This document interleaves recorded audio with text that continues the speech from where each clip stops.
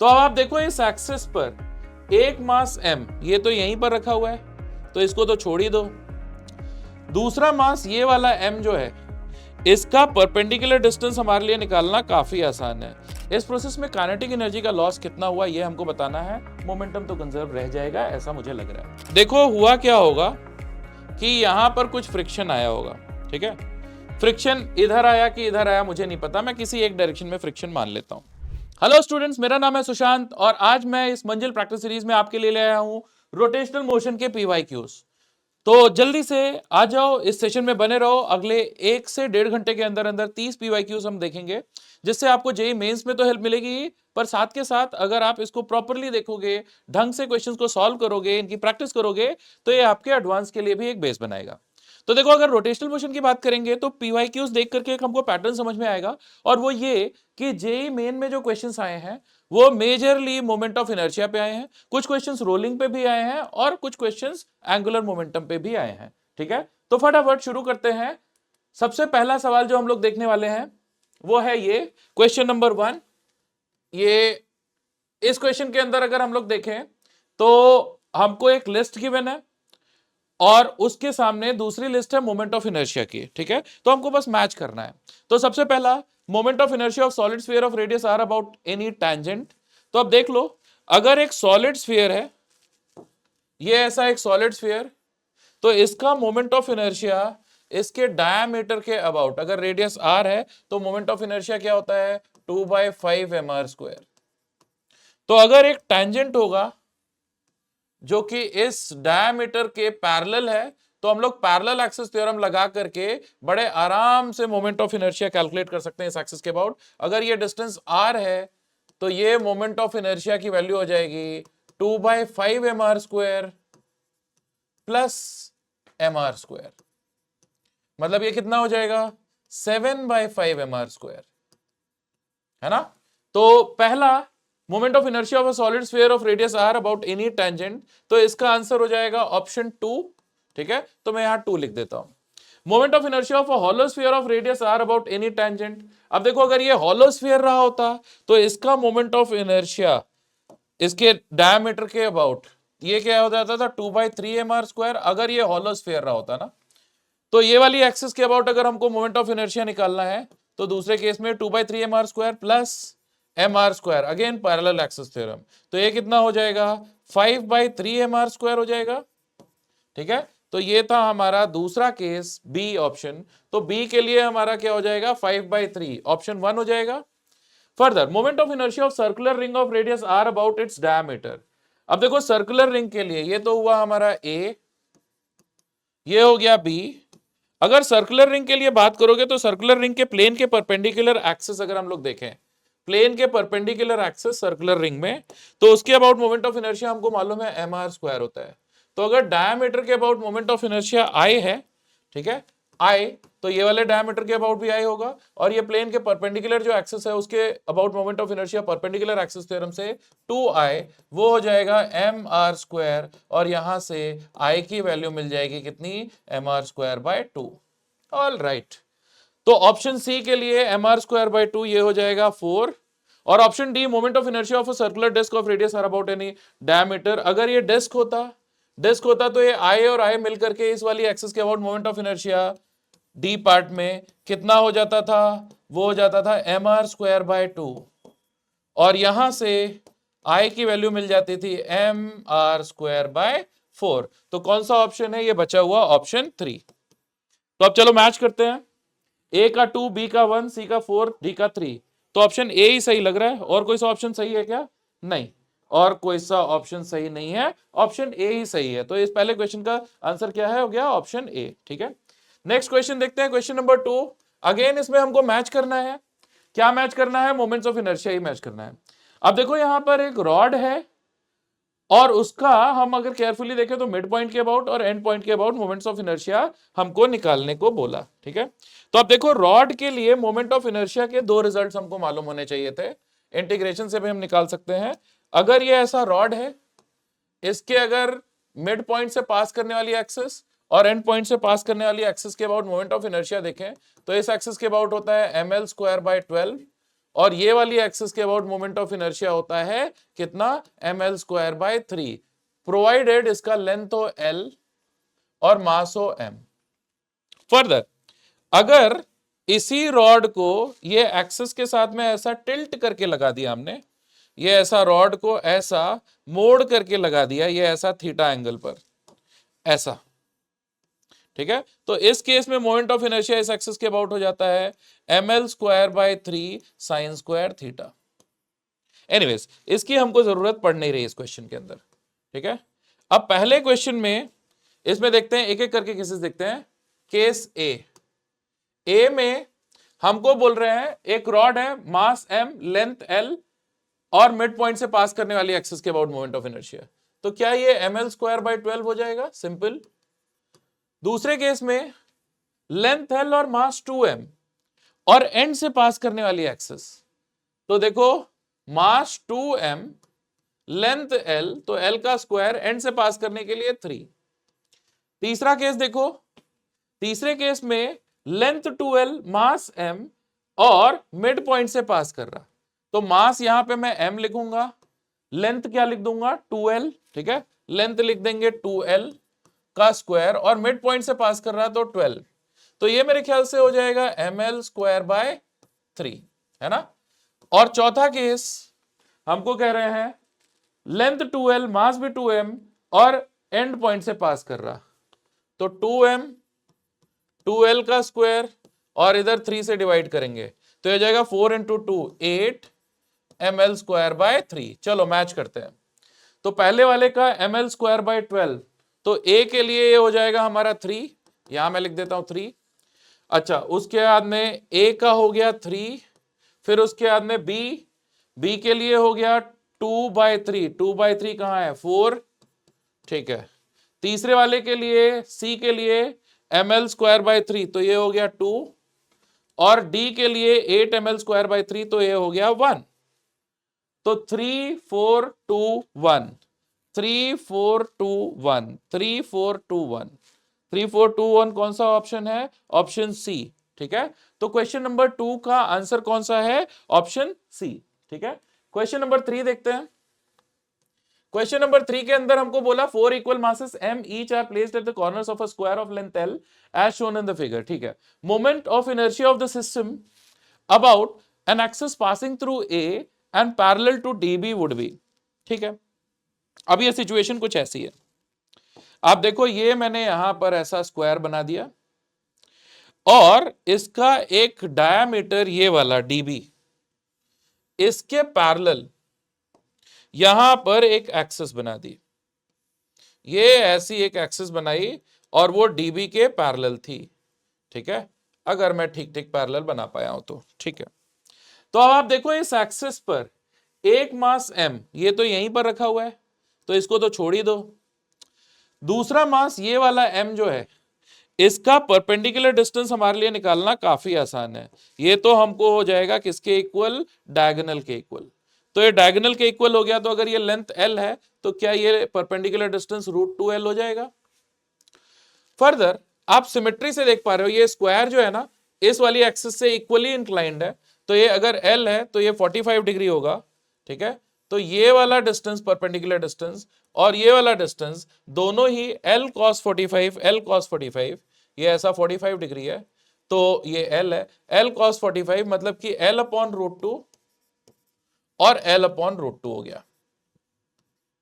All right, तो अब हमने चारों मासेस का जो हमारी एक्सिस थी उससे डिस्टेंस देख लिया।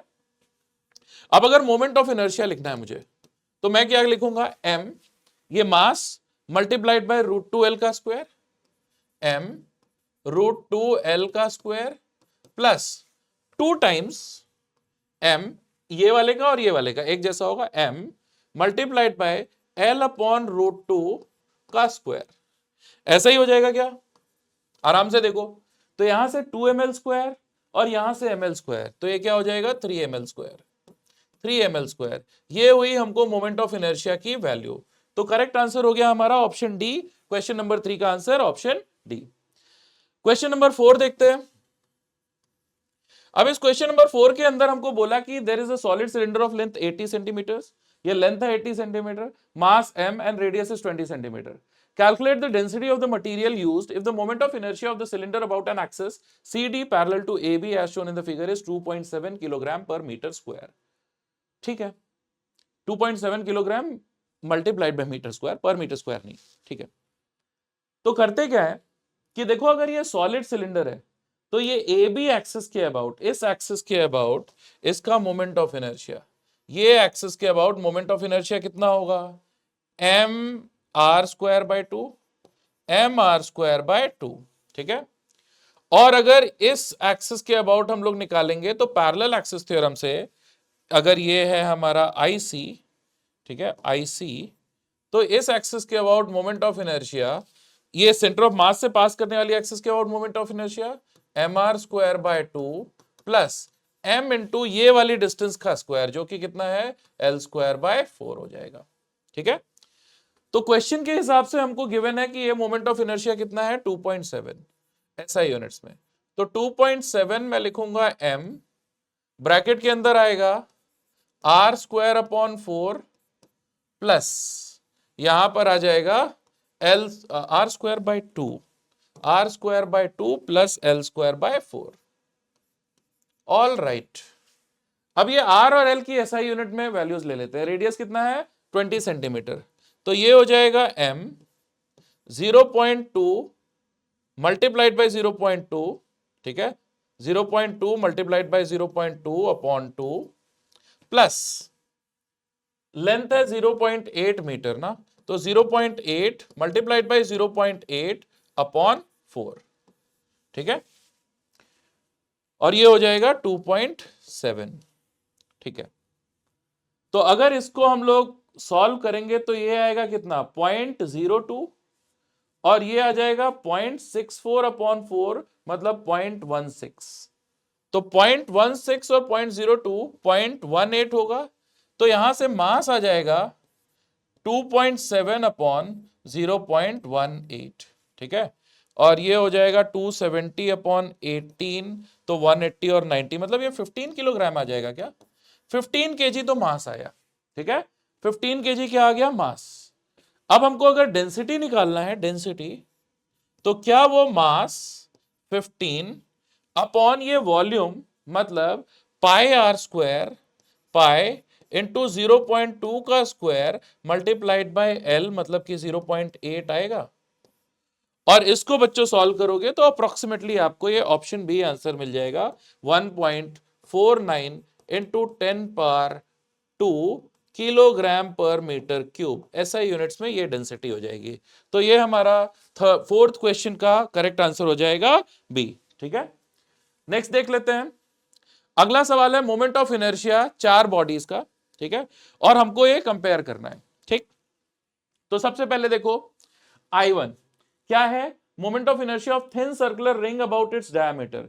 अभी पीछे क्वेश्चन में देखा था कि अगर एक मोमेंट ऑफ इनर्शिया एक रिंग का उसके सेंटर से प्लेन के परपेंडिकुलर देखेंगे तो एम आर स्क्वायर आता था, और अगर डायमीटर के अबाउट देखेंगे तो ये कितना आता था एम आर स्क्वायर बाय 2।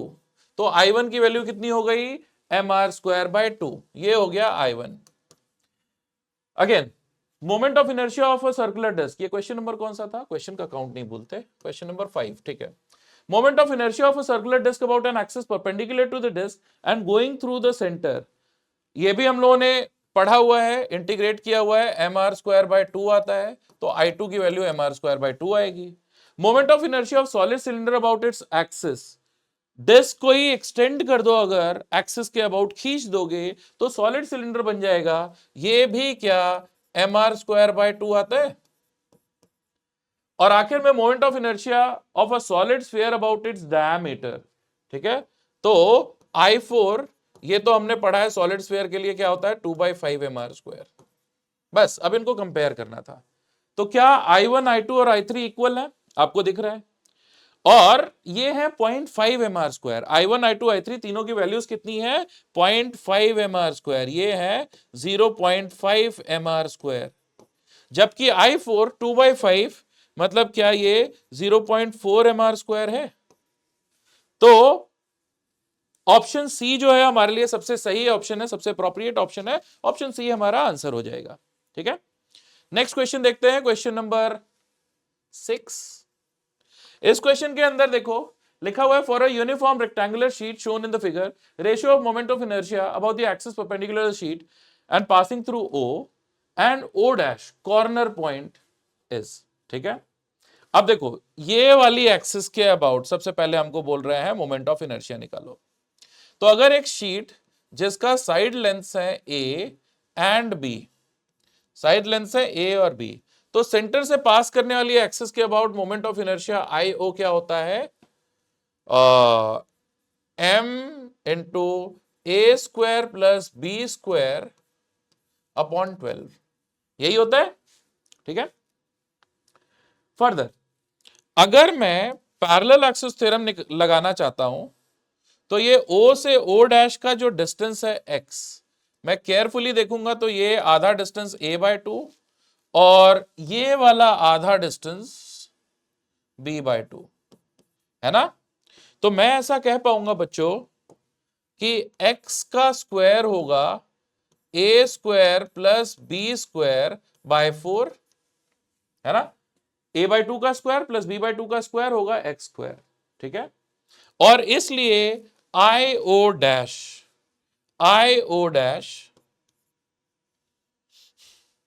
ये हो जाएगा I O plus M X square, लिखते हैं इसको, ये हो जाएगा एम ए स्क्वायर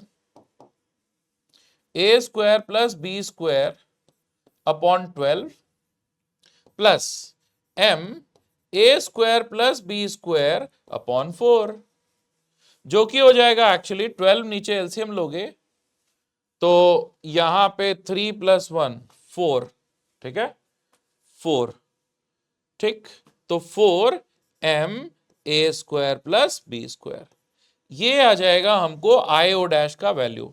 आराम से देख लो, अब हमको निकालना क्या था, आई O upon I O dash, है ना।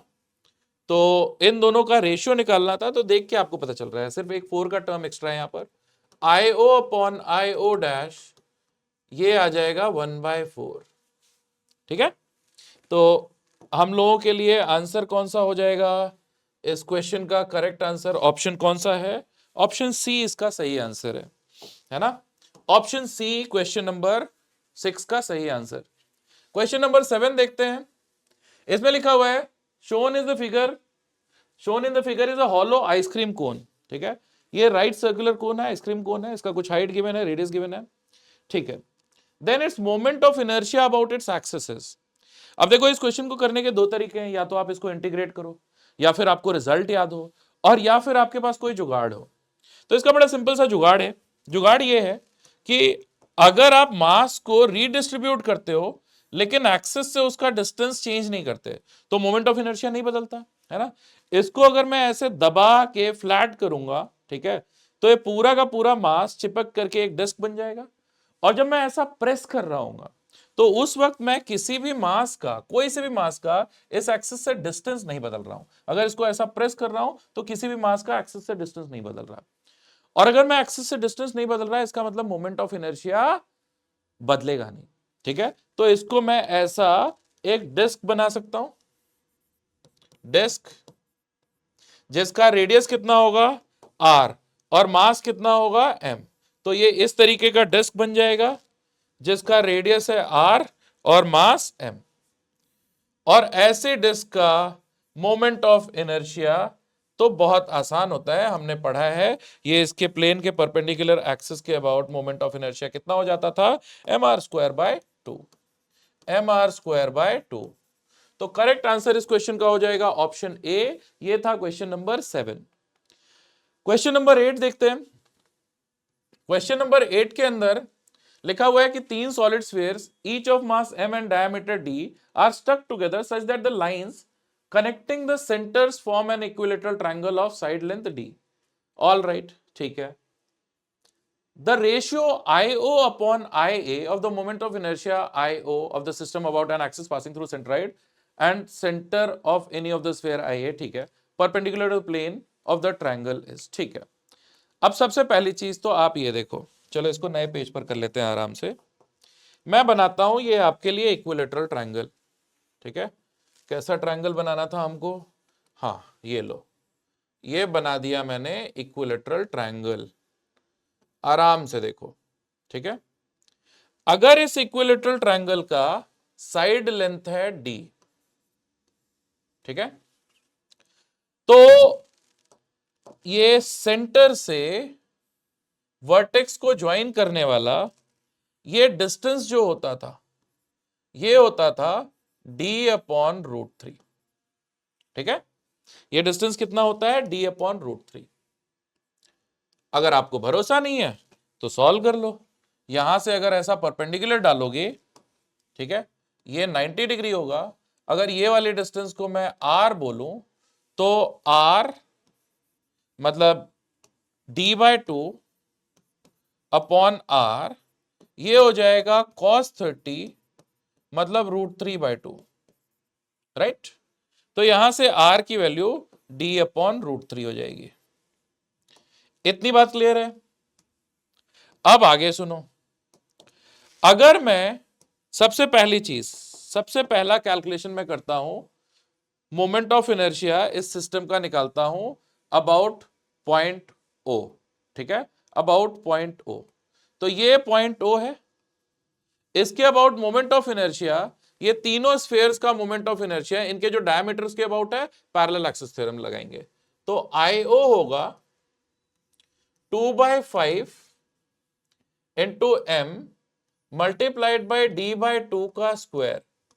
ये तो डायमीटर के अबाउट होता है, ठीक है। रेडियस लेना था तो d/2 का स्क्वायर कर दिया, ठीक है, plus m multiplied by parallel axis theorem d²/3। ये एक स्फीयर का मोमेंट ऑफ इनर्शिया हुआ, इसको मैं 3 से मल्टीप्लाई कर दूंगा, ठीक है, सही है। चलो इसको कैलकुलेट करते हैं, कितना होगा। यहां पर यह आ जाएगा 2md² प्लस md²/3, और इसको 3 से मल्टीप्लाई करना था, ठीक है। तो ये इफेक्टिवली आ गया 1/10 रहेगा, यहां पर 3 से मल्टीप्लाई कर देंगे तो 3/10, तो ये 13md²/10। ऐसा सा मोमेंट ऑफ इनर्शिया हमको मिल गया O के अबाउट, ठीक है। आराम से देख लो। अब A के अबाउट मोमेंट ऑफ इनर्शिया निकालते हैं। A के अबाउट, तो A के अबाउट पहला जो स्फीयर था उसका मोमेंट ऑफ इनर्शिया, तो सीधे सीधे मैं ऐसा लिख दूंगा, कितना, 2/5 m d/2 का स्क्वायर। क्लियर है? बाकी दो का मोमेंट ऑफ इनर्शिया कैसा लिखोगे? उनके डायमीटर के अबाउट जो भी मोमेंट ऑफ इनर्शिया है, पैरेलल एक्सिस थ्योरम से md² ऐड करोगे, तो आप लिखोगे प्लस 2/5 m d/2 का स्क्वायर प्लस md², ठीक है। इस पूरे को मैं 2 से मल्टीप्लाई कर देता हूं क्योंकि ऐसे दो स्फीयर्स थे, ठीक है। चलो इसको सिंप्लीफाई करते हैं। तो ये पहला टर्म आया कितना, 2md²/20, ऑल राइट। दूसरा टर्म यहां पर 2md²/20 और 2 से मल्टीप्लाई कर देंगे तो 4md²/20 आ जाएगा, ये दूसरा टर्म। और यहां पर ये आ जाएगा 2md², ऑल राइट। तो आई थिंक ये 1/10 होगा और ये 2/10 होगा, तो मैं इसको लिखूंगा 10, एलसीएम ले लेते हैं, 1 + 2 + 20, तो क्या ये 23md²/10 आ जाएगा, IA, ठीक है। बस बात बन गई। अब हमको क्या कैलकुलेट करने को बोला था, IO/IA, तो यहां से IO/IA, बहुत ही सिंपल कैलकुलेशन, ये कितना हो जाएगा, 13/23। तो 13/23 हमारा आंसर हो जाएगा, और वो कौन सा आंसर है, ऑप्शन डी। तो क्वेश्चन नंबर 8 का आंसर क्या हो जाएगा, ऑप्शन डी, ठीक है, ठीक। चलो आगे चलते हैं, क्वेश्चन नंबर 9 देखते हैं। क्वेश्चन नंबर 9 के अंदर लिखा हुआ है, moment of inertia of a solid sphere about an axis parallel to its diameter at a distance x from it, which one of the graph represents the variation of Ix with x correctly, ठीक है। अब अगर एक solid sphere है, एक solid sphere, ऐसा solid sphere, इस solid sphere के डायमीटर से अगर एक्स डिस्टेंस पर, डायमीटर से अगर एक्स डिस्टेंस पर मैंने यहां पर मोमेंट ऑफ इनर्शिया लिखना शुरू चाहा, तो इस डायमीटर से पास करने वाली एक्सिस के अबाउट मोमेंट ऑफ इनर्शिया कितना होता है, 2/5 mr², और इसमें mx² ऐड कर दूंगा। तो ये moment of inertia as a function of x एक कांस्टेंट प्लस mx² है। तो क्या ये पैराबोलिक ग्राफ होना चाहिए? तो देखो ये यहां कांस्टेंट से शुरू होकर के और मोमेंट ऑफ इनर्शिया x के साथ बढ़ता रहेगा, तो ऑप्शन डी सही जवाब हो जाएगा। x की वैल्यू जब जीरो होगी तो मोमेंट ऑफ इनर्शिया जीरो नहीं होगा, डायमीटर से पास करने वाली एक्सिस के बाद मोमेंट ऑफ इनर्शिया जीरो तो नहीं होता। तो इसलिए आप गलती से ये वाला मार्क मत कर देना, इसका करेक्ट आंसर कौन सा होगा, ऑप्शन डी, ठीक है। वजह मैंने आपको बता दी। ओके, क्वेश्चन नंबर 9 के बाद में देखते हैं क्वेश्चन नंबर 10। इस क्वेश्चन के अंदर हमको बोला circular disc of radius B has a hole of radius A at its centre, ठीक है। If the mass per unit area of the disk varies as sigma is equal to sigma naught upon r, then the radius of gyration of the disk about its axis passing through the center is. All right, इसको भी आराम से करते हैं, 3-4 बातें पहले लिख लेते हैं। पहली चीज जो मैं लिखना चाहता हूं, पहली बात कि रेडियस ऑफ गायरेशन या रेडियस ऑफ जायरेशन, जैसे भी आप उसका प्रोनाउंसिएशन करते हो, I/m का रूट होता है। अगर एक किसी पॉइंट पे कॉन्सेंट्रेटेड मान लिया आपने सारा मास और मोमेंट ऑफ इनर्शिया एक्सिस के अबाउट निकाला, तो मोमेंट ऑफ इनर्शिया अगर एक्चुअल डिस्ट्रीब्यूशन के मोमेंट ऑफ इनर्शिया से मैच करता है तो उस डिस्टेंस को हम रेडियस ऑफ जायरेशन बोलते थे, ठीक है। तो k की वैल्यू हमको मिल जाएगी √of I/m, यहां तक ठीक है।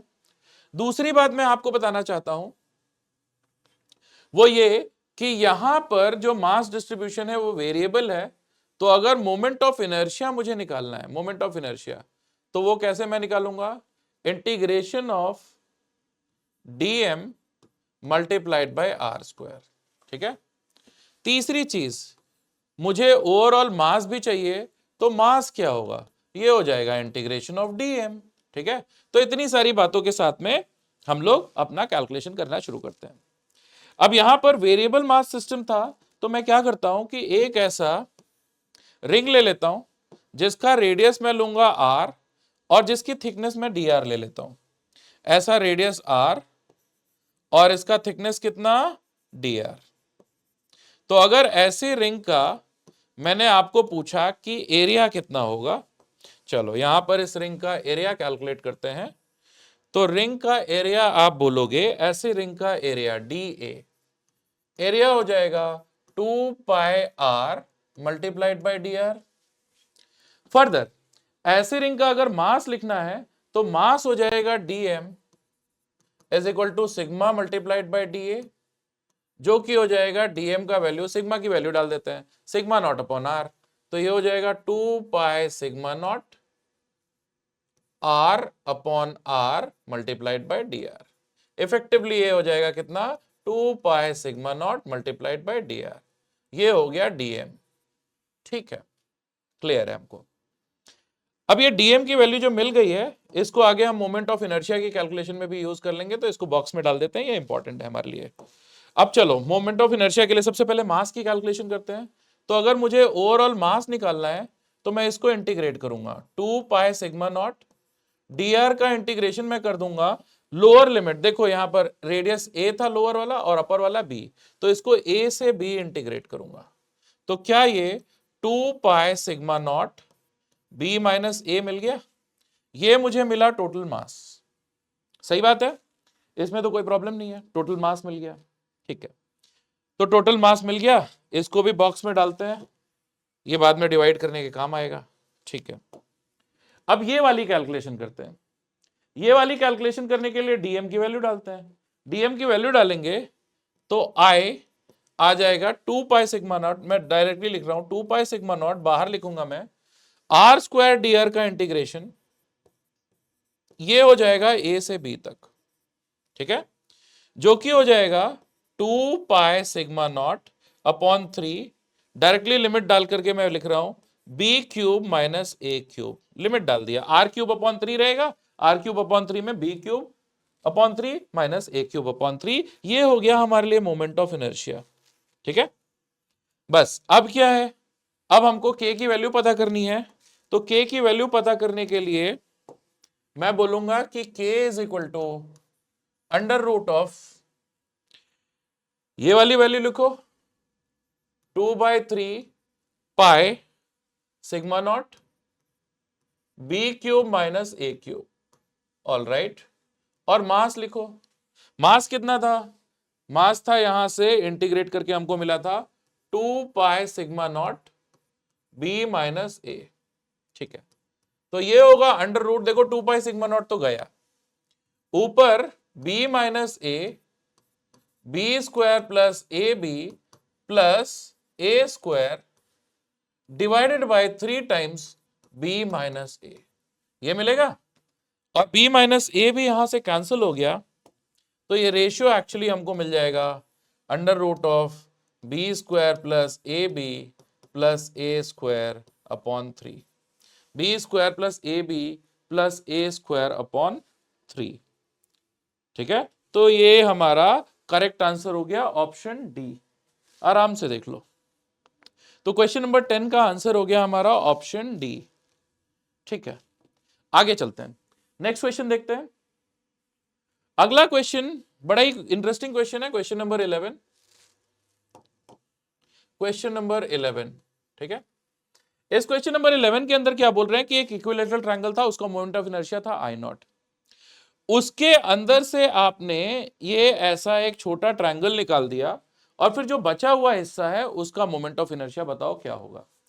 तो ये क्लासिक प्रॉब्लम है स्केलिंग का।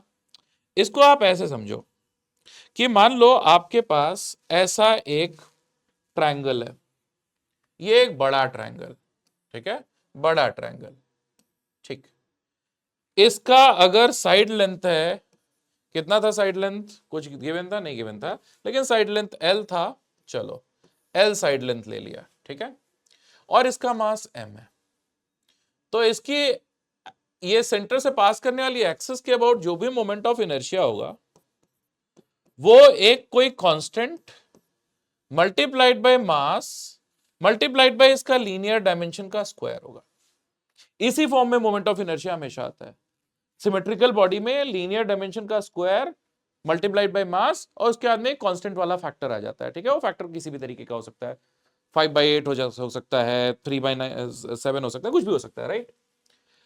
अब अगर मैंने एक छोटा हिस्सा लिया, एकदम ऐसा ही इसी तरह का एक छोटा ट्रायंगल लिया, छोटा ट्रायंगल, ये छोटा ट्रायंगल का लेंथ को मैं अगर L/2 कर दे रहा हूं, तो इसका मास m डैश अगर मैं देखूं तो mass m dash proportional to area होता है। तो अगर आप साइड लेंथ को हाफ कर रहे हो तो एरिया को 1/4 कर दिया, इसलिए m डैश को मैं m/4 बोल सकता हूं। तो इसका मोमेंट ऑफ इनर्शिया I ये होगा k टाइम्स इसका मास, जो कि हो गया कितना m/4। अगर इसके मास को मैं चलो स्मॉल m ले लेता हूं, ठीक है, स्मॉल m, ठीक है, तो ये हो जाएगा m/4 मल्टीप्लाइड बाय लेंथ का स्क्वायर मतलब L/2 का स्क्वायर। तो ये मेरे ख्याल से kml²/16 या फिर I0/16 हो गया। ठीक है, तो अगर एक ट्रायंगल का साइड लेंथ को हाफ किया आपने, तो वो शीट का मोमेंट ऑफ इनर्शिया एग्जैक्टली वैसी एक्सिस के अबाउट पास करने पर कितना हो जाएगा 1/16। तो ये जो बचा हुआ हिस्सा है इसका मोमेंट ऑफ इनर्शिया अगर मुझे निकालना है IR, तो वो हो जाएगा I0 माइनस छोटे वाले बॉडी का ट्रायंगल का मोमेंट ऑफ इनर्शिया I, तो ये हो जाएगा I0 माइनस I0/16 जो कि होगा 15 I0/16। ठीक है, तो रिमेनिंग पोर्शन का मोमेंट ऑफ इनर्शिया कितना 15 I0/16, तो ऑप्शन ए हमारे लिए सही जवाब हो जाएगा। ठीक है, ये था क्वेश्चन नंबर 11। क्वेश्चन नंबर 12 देखते हैं। क्वेश्चन नंबर 12 में हमको बोला a rigid massless rod of length 3L has two masses attached at the ends ठीक है, rod is pivoted at point P on the horizontal axis, when released from initial horizontal position its instantaneous angular acceleration is। अब देखो यहां पर देख लेते हैं हम फोर्सेस, और पॉइंट P के अबाउट रोटेशन होगा तो उसके ऊपर अबाउट टॉर्क कैलकुलेट कर लेते हैं। तो देखो यहां पर फोर्स आएगा 2m0g, और यहां पर फोर्स आएगा कितना 5m0g, तो ये फोर्स हुआ 2m0g, और यहां पर फोर्स कितना हुआ 5m0g। तो अगर मैं टॉर्क देखूंगा तो इसका टॉर्क τ1 ये हो जाएगा 5m0g मल्टीप्लाइड बाई ये वाली लेंथ l, ठीक है, और इसका टॉर्क अगर पॉइंट P के अबाउट देखूंगा τ2, तो वो हो जाएगा 2m0g मल्टीप्लाइड बाई 2l, तो ये हो जाएगा 4m0g मल्टीप्लाइड बाई l, ठीक है। ऑब्वियसली ये वाला टॉर्क ज्यादा है ना, तो हम बोलेंगे कि नेट टॉर्क इसकी वजह से देखो इसकी टेंडेंसी होगी ऐसा एंटी क्लॉकवाइज घूमने की पॉइंट P के अबाउट, है ना, और इस वाले की वजह से ऐसा क्लॉकवाइज घूमने की टेंडेंसी होगी। ये दोनों का टॉर्क अगर हम देखेंगे तो R क्रॉस F करके देखोगे तो इसका बाहर की तरफ होगा, और इसका टॉर्क जो होगा R क्रॉस F अंदर की तरफ, है ना, तो नेट टॉर्क ऐसा बाहर की तरफ आएगा। सेंस देखोगे तो इस तरीके से ऐसा घूमने वाला नेट टॉर्क τ1 और τ2 का मैग्नीट्यूड्स का डिफरेंस, मतलब m0g इंटू एल आ जाएगा, m0g इंटू एल। अब angular acceleration net torque upon moment of inertia होगा। अब मोमेंट ऑफ इनर्शिया भी देख ही लेते हैं, मोमेंट ऑफ इनर्शिया कितना होगा, देखो ये 5m into L square, 5m m0 into L square plus 2m into 2l का स्क्वायर, तो मतलब ये हो जाएगा 4 इंटू 2 8 m0 l स्क्वायर, जो कि कितना आ गया 13 m0 l स्क्वायर आ गया मोमेंट ऑफ इनर्शिया। अगर ये मोमेंट ऑफ इनर्शिया आ गया तो यहां से हम लोगों को जो एंगुलर एक्सेलरेशन मिलेगा वो होगा m0gl upon angular acceleration torque upon 13 m0 l square, ठीक है। तो ये कितना आ गया, ये आ गया g अपॉन 13l, ठीक है, ये आ गया एंगुलर एक्सेलरेशन। और ये कौन से ऑप्शन में हमको लिखा दिख रहा है, ऑप्शन ए, तो इसका करेक्ट आंसर क्या हो जाएगा, ऑप्शन ए, ठीक है। आराम से देख लो, tau is equal to I alpha, simple torque equation पे रोटेशनल फिक्स्ड एक्सिस रोटेशन का ये क्वेश्चन था, ठीक है। अगला सवाल देखते हैं, ये भी काफी इंटरेस्टिंग क्वेश्चन। इस क्वेश्चन के अंदर लिखा हुआ है uniform cylinder of mass m and radius r is to be pulled over a step of height a where a is less than small r, capital R, ठीक है, by applying a force F at its center O perpendicular to the plane through the axis of the cylinder on the edge of the step, ठीक है, the minimum value of F required is। तो देखो basic idea इस question का क्या है, जो force आपने लगाया है उस फोर्स का कुछ टॉर्क होगा, वो टॉर्क कुछ भी करके अगर इसको घुमा के ऐसा ऊपर पहुंचा दे रहा है तो बात बन जाएगी, मतलब कि इस फोर्स का जो भी टॉर्क है बाकी सारे फोर्सेस का टॉर्क जो इसको ऐसे नीचे लाने की कोशिश करेगा जैसे mg और दूसरे फोर्सेस, तो उन सबके टॉर्क को बैलेंस भी नहीं करना चाहिए, बेसिकली ओवरकम करना चाहिए, ठीक है। तो चलो नए पेज पर इसकी कहानी देखते हैं। मैं ऐसा बोल देता हूं कि देखो ये ऐसा सरफेस था, ठीक है, इसके ऊपर ये ऐसा, ऑलराइट, वो ऐसा सीढ़ी थी जिसके ऊपर हमको चढ़ना था, ठीक है, और ये है हमारा स्फीयर डिस्क क्या था देख लेंगे अभी, ऐसी सिचुएशन थी, ठीक है। क्या चीज था ये, स्फीयर था, डिस्क था, सिलेंडर था, ओके सिलेंडर था, ठीक है। अभी देखो मैं अगर ध्यान से देखूं तो सेंटर से अगर इस लाइन को मैंने ज्वाइन किया ऐसा, ठीक है, तो हमको जो फोर्स लगा रहे थे वो फोर्स तो ऐसा सेंटर पे लगा रहे थे, ठीक है, और ये एक्सिस के परपेंडिकुलर ऐसे फोर्स लगा रहे थे, ठीक है, इस तरीके से, तो मतलब बेसिकली ये रेडियस के भी परपेंडिकुलर था, ठीक है, ऑलराइट। तो अब ये देखो ये हमारा हाँ perpendicular plane through the axis of the cylinder on the edge of the step, ठीक है, ये वाला जो प्लेन है नहीं, ये प्लेन, इसके परपेंडिकुलर ये फोर्स है, ठीक है।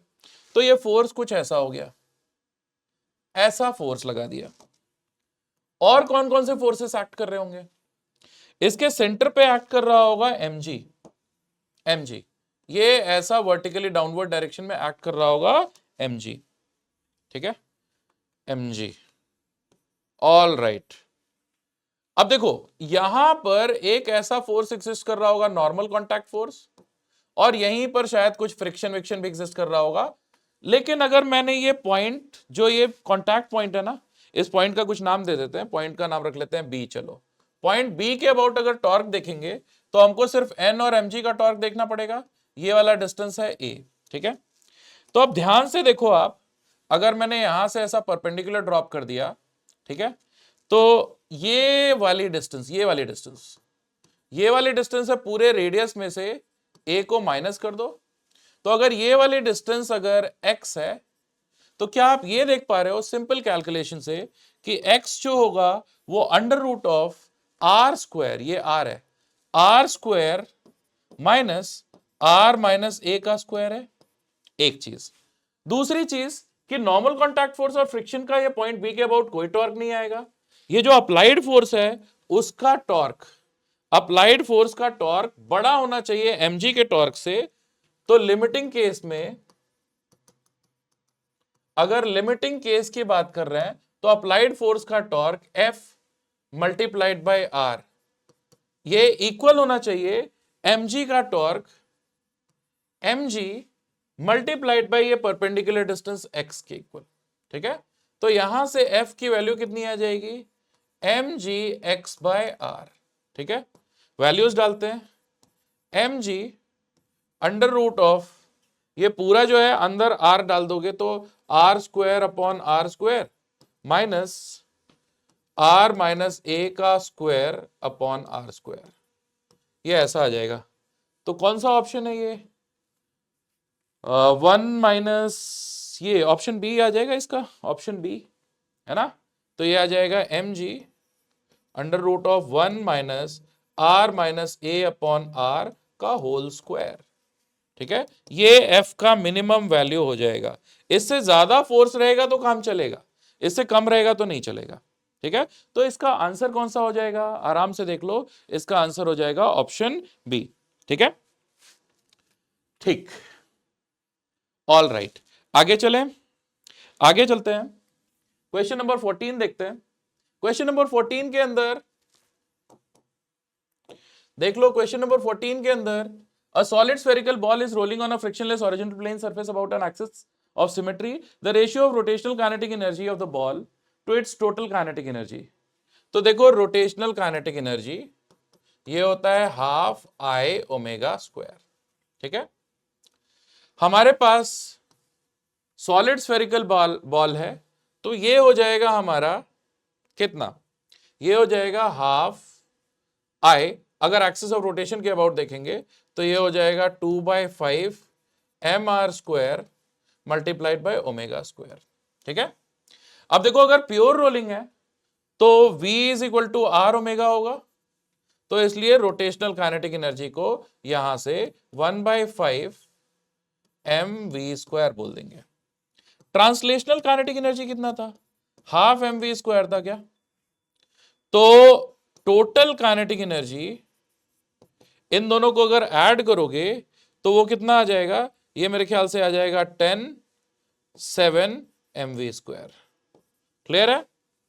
अब अगर हमको रोटेशनल काइनेटिक एनर्जी और टोटल काइनेटिक एनर्जी का रेशियो किसी ने पूछा तो वो आ जाएगा 1/5 mv square upon 7/10 mv square. तो ये हो जाना चाहिए, कितना हो जाना चाहिए, 2/7, 2/7। तो करेक्ट आंसर इसका क्या हो जाएगा, ऑप्शन बी, ठीक है। नेक्स्ट क्वेश्चन देखते हैं, क्वेश्चन नंबर 15। इसमें लिखा हुआ two disc having moments of inertia I1 and I2 about their respective axes perpendicular to the plane and passing through the center, ठीक है, ठीक है। Now they are rotating with angular speeds omega 1 and omega 2 respectively, and are brought about contact face to face with their axis of rotation coaxial. The loss of kinetic energy of the system in the process is given by. ठीक है, इस process में kinetic energy का loss कितना हुआ ये हमको बताना है. मोमेंटम तो कंजर्व रह जाएगा ऐसा मुझे लग रहा है. क्यों रह जाएगा? क्योंकि ये दोनों जब धीरे धीरे नजदीक आएंगे तो बाहर से कोई टॉर्क लगा नहीं तो मोमेंटम तो कंजर्व रहेगा. तो मैं ऐसा लिखूंगा कि देखो इस पूरी प्रोसेस में मोमेंटम कंजर्व रहने की वजह से मैं बोलूंगा कि final angular momentum I1 plus I2 times omega, ये हो जाएगा initial angular momentum I1 omega 1 plus I2 omega 2. अगर तो फाइनल एंगुलर वेलोसिटी है ओमेगा, यहां से फाइनल एंगुलर वेलोसिटी ओमेगा मिल जाएगा I1 omega 1 plus I2 omega 2 divided by I1 plus I2. इतने में तो कोई प्रॉब्लम नहीं है. अब हमको बोला कि लॉस कितना हुआ एनर्जी का, तो अगर लॉस निकालना है, लॉस इन काइनेटिक एनर्जी, तो हम बोलेंगे ये हो जाएगा इनिशियल काइनेटिक एनर्जी जो भी थी उसमें से फाइनल काइनेटिक एनर्जी को माइनस कर देना. ऑब्वियसली फाइनल वाली कम रही होगी तभी तो एनर्जी का लॉस हुआ है ना. तो इनिशियल काइनेटिक एनर्जी कितनी थी? हाफ I1 ओमेगा 1 का square plus half I2 omega 2 का स्क्वायर. तो फाइनल काइनेटिक एनर्जी अगर हम देखें तो हो जाएगी half I1 plus I2 multiplied by final angular velocity omega final का स्क्वायर ओमेगा स्क्वायर. राइट, ये वाली वैल्यू अगर हम डालेंगे तो ये आ जाएगा 1/2. अगर मैं स्क्वायर इसको स्क्वायर करूंगा तो देखो I1 प्लस I2 का नीचे स्क्वायर वाला टर्म आएगा और ऊपर लीनियर टर्म, तो कैंसिल कर देते हैं. I1 प्लस I2 आ जाएगा नीचे और ऊपर क्या आ जाएगा? I1 omega 1 plus I2 omega 2 का होल स्क्वायर. ये हो जाएगा फाइनल काइनेटिक एनर्जी. अब अगर इनिशियल काइनेटिक एनर्जी में से इसको माइनस करोगे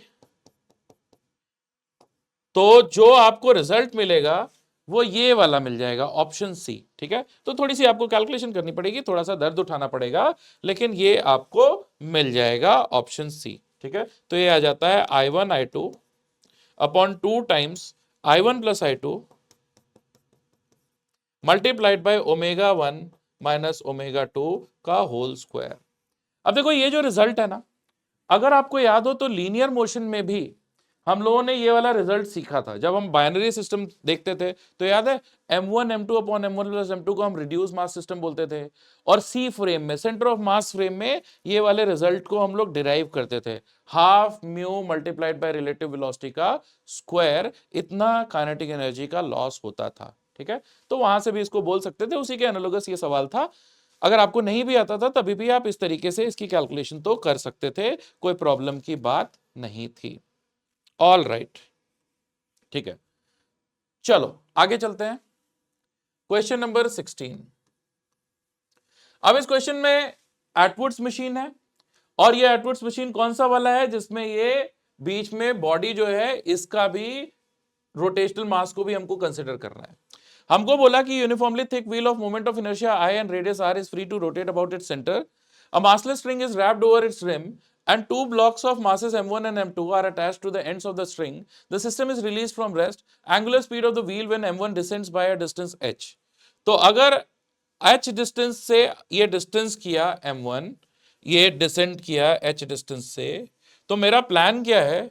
मैं ऐसा बोलूंगा कि देखो वेलोसिटी तो होगी, वेलोसिटी होगी अंडर रूट 2gh. ठीक है, रेस्ट पर से शुरू हुआ था, gh नहीं 2ah. अगर इसका नीचे की तरफ एक्सेलरेशन a है और रेस्ट पर से शुरू हुआ तो मैं बोलूंगा कि फाइनल वेलोसिटी का स्क्वायर माइनस इनिशियल वेलोसिटी का square is equal to twice of constant acceleration multiplied by displacement. तो वेलोसिटी हो जाएगी अंडर रूट 2ah. और उस वक्त एंगुलर वेलोसिटी अगर स्ट्रिंग में स्लिपिंग नहीं हो रही है तो हो जाएगी under root 2ah upon r. ठीक है, तो ये मेरे प्लान में है करने का. ठीक, क्लियर है? दूसरी चीज, एटवुड्स मशीन में जब बीच का डिस्क ऐसा गोल गोल गोल गोल घूमता था तो जो हम लोगों ने न्यूटन्स लॉ में रिजल्ट पढ़ा था, उस रिजल्ट को हमको थोड़ा सा मॉडिफाई करना पड़ता था, है ना। अगर आपको याद हो तो एंगुलर जो लीनियर एक्सेलरेशन जो आता था वो मासेस का difference m1 minus m2 multiplied by g upon total mass आता था, और टोटल मास में m1 प्लस m2 ये दोनों ब्लॉक्स का मास तो आता ही था, साथ ही साथ ये डिस्क का रोटेशनल मास मतलब I अपॉन आर स्क्वायर वाला टर्म भी आता था, I अपॉन आर स्क्वायर वाला टर्म भी आता था। तो a की वैल्यू ये वाली होगी। अब a की वैल्यू अगर ये वाली मैं डाल दूंगा यहां पर, ठीक है, तो मेरे लिए ये बेसिकली सवाल जो है वो आसान तो हो जाएगा आराम से, ठीक है। तो अल्फा की वैल्यू यहां से मैं ऐसा बोल दूंगा, अंडर रूट के अंदर मैं लिखूंगा 2hg, ठीक है, ये पूरी वैल्यू लिख रहा हूं, और ये r जो नीचे था ना उसको भी रूट के अंदर डाल देता हूं। अगर उसको रूट के अंदर डालूंगा तो यहां पर m1 माइनस m2 आएगा, डिनोमिनेटर में m1 प्लस m2 के साथ में r स्क्वायर मल्टीप्लाई हो जाएगा और यहां पे i बच जाएगा, तो ये हो जाएगा m1 प्लस m2, इधर r स्क्वायर हो जाएगा और यहां पर बच जाएगा i, ठीक है। तो इस हिसाब से हमारा इस सवाल का जो जवाब है वो कौन सा वाला हो जाएगा, माइनस साइन के साथ में ऑप्शन बी हमारे लिए सही आंसर हो गया। अब रही बात कि ये एक्सेलरेशन का रिजल्ट कहां से आया, तो इसके ऊपर भी अगर हमको बात करनी हो तो हम कर सकते हैं, वीडियो थोड़ा लंबा हो जाएगा, अदरवाइज उसको भी ले लेते, ठीक है। तो ये स्टैंडर्ड रिजल्ट आपको याद रखना है, ठीक है। देखो जेईई मेंस का सबसे बड़ा क्या है कि इस एग्जाम के अंदर आप स्टैंडर्ड रिजल्ट्स जितने जानते हो प्रॉब्लम्स को उतनी आसानी से सॉल्व कर पाओगे, ये स्टैंडर्ड रिजल्ट है हमारा। ये हम कहां पढ़ते हैं, थ्योरी में। अगर मान लो पेपर में आपको इसको सॉल्व करने की जरूरत पड़ गई, अगर आपको इसको ये डिराइव करने की जरूरत पड़ गई तो फिर प्रॉब्लम है, फिर आप टाइम पे अपना पेपर खत्म नहीं कर पाओगे, है ना। चलो क्वेश्चन नंबर 17 देखते हैं। क्वेश्चन नंबर 17 में 17 है ना, हाँ 17, इसके अंदर हमको लिखा हुआ है spherical shell of 1 kg mass and radius r is rolling with angular speed omega on the horizontal plane, the magnitude of angular momentum of the shell about the origin is a by 3 r square omega, the value of a will be. देखो इसका मास m है और ये इसका centre का position vector है ऐसा। तो अब आप देखो इसके सेंटर ऑफ मास की ऐसी इधर की तरफ कुछ वेलोसिटी होगी vcm,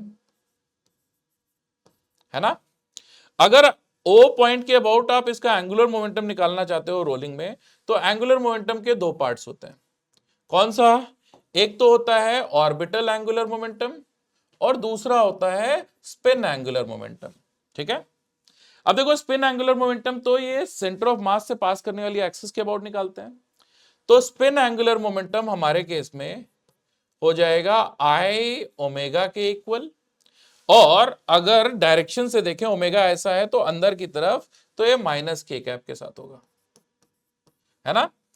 और ये हो जाएगा कितना, स्फेरिकल शेल है, स्फेरिकल शेल है तो मोमेंट ऑफ इनर्शिया 2/3, मास है 1, r square multiplied by omega and minus के कैप, ये हो गया स्पिन एंगुलर मोमेंटम। आगे सुनो, ऑर्बिटल एंगुलर मोमेंटम क्या होता था, ऑर्बिटल एंगुलर मोमेंटम होता है आर क्रॉस एम वी, और वो भी अंदर की तरफ ही आएगा। तो आर क्रॉस एम वी में परपेंडिकुलर डिस्टेंस हमारे लिए क्या है, आर, तो ये हो जाएगा एम वी आर, मतलब 1 इंटू वी इंटू आर, और माइनस के कैप डायरेक्शन में ये भी हो जाएगा, ठीक है। अच्छा v को हम आर ओमेगा भी लिख सकते हैं, तो ये हो जाएगा आर स्क्वायर ओमेगा माइनस के कैप, ठीक है। तो ओवरऑल एंगुलर मोमेंटम अगर हम लोग देखें तो आ जाएगा -2/3 + 1, मतलब 5/3 आर स्क्वायर ओमेगा माइनस के कैप, माइनस मैंने पहले लिख दिया था तो के कैप इधर लिख देता हूं। ये हो गया हमारे लिए मैग्नीट्यूड और डायरेक्शन के साथ में ओवरऑल एंगुलर मोमेंटम, ठीक है। ये हो गया ओवरऑल एंगुलर मोमेंटम, ठीक है।